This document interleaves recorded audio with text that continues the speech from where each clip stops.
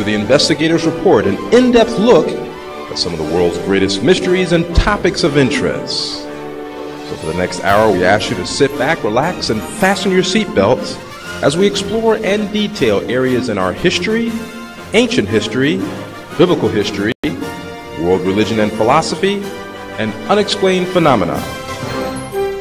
Good evening, ladies and gentlemen. This is Gary Purefoy once again with another session of the Investigator's Report. And as always, we are so glad to have you with us. And we're also so very, very glad, and once again ecstatic, to bring aboard a guest who is the other half of a magnificent team, I might add. The first part of that team was on this show not too long ago, and which would be Stewart Swerdlow.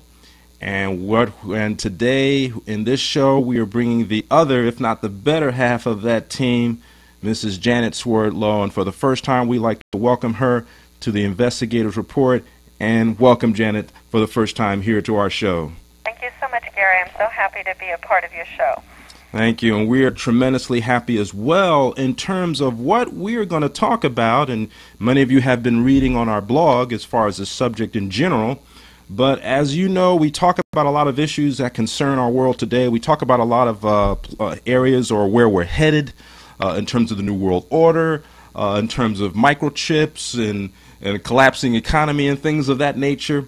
But in this program in particular, what makes this program very special is that we're going to focus on a major portion of Stewart and Janet's work, which deal with unlocking our ability to really excel in this life and to create the type of reality that we want. And that would be along the lines of God-mind thinking. And with that said, Janet, I'm going to immediately yield the floor to you to tell us about God-mind thinking and what it's all about. Okay, well, I think what you said in the beginning is very key. You said we're going to talk about unlocking the potential, because that really is what has happened with the New World Order and their facade that they lay out for people.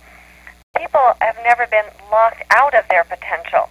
And that is kind of a key thing for people to begin to realize, that their potential is always there. They always have access to it, but they have fallen into this facade, this overlay that the New World Order has put out there, that they're powerless.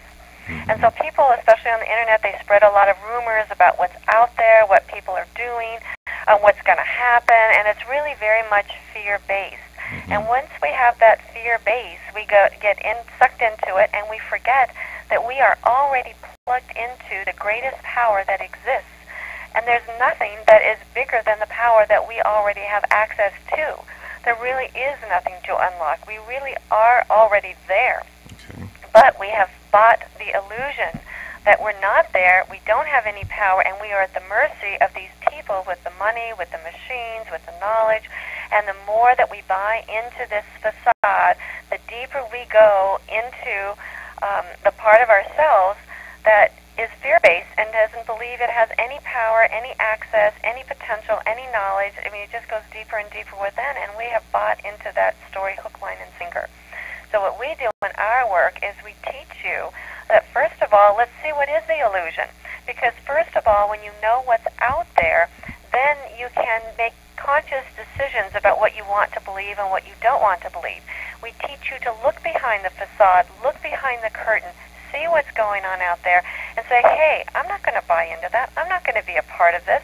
I'm going to claim my own rightful place in this universe. I'm going to claim my own personal power.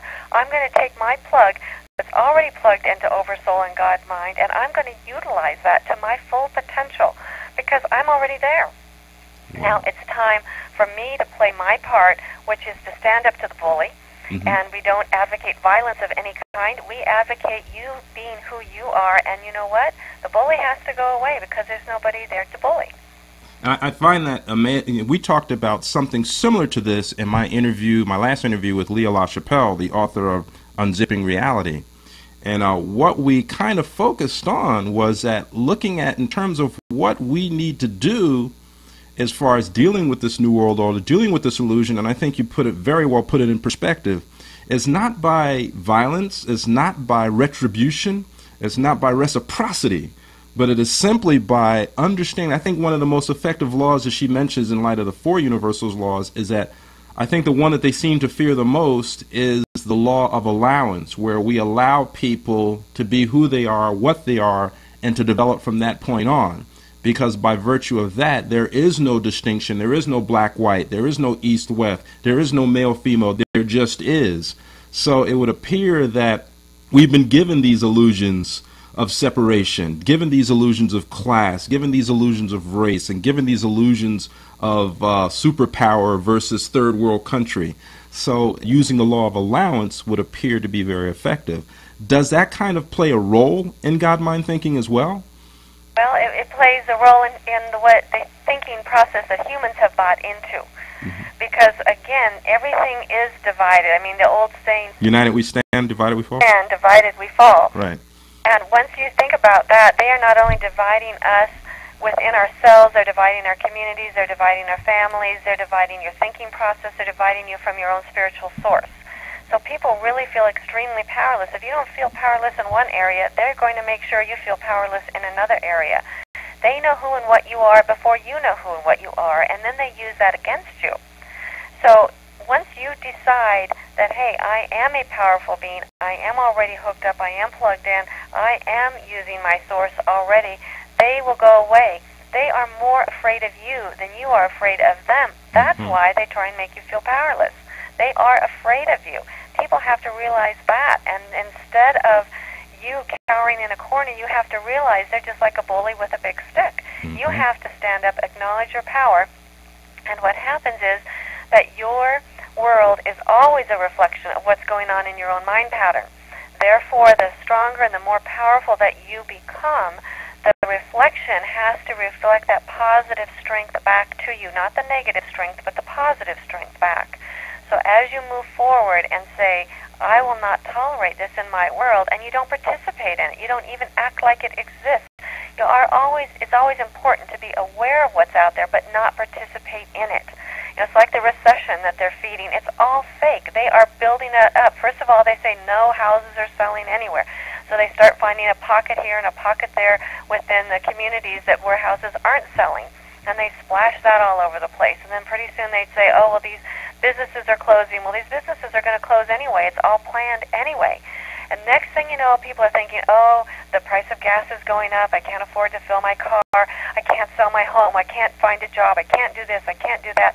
Again, they're getting themselves worked up into a state of powerlessness.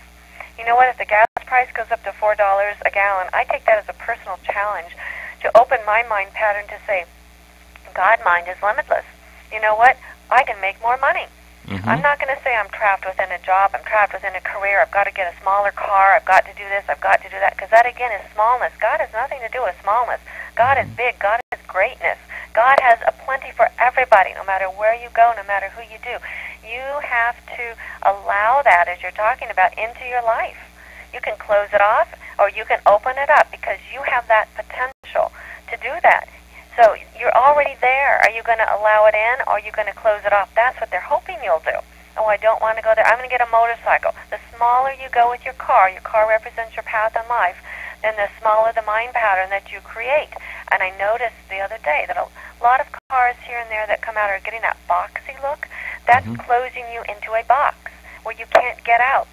So think about what you do and the reflection that it is in your outer world, and how you can go about acknowledging your potential, acknowledging the power within, rather than running from it, which is what they want you to do. Do not participate in the things they're setting up for you.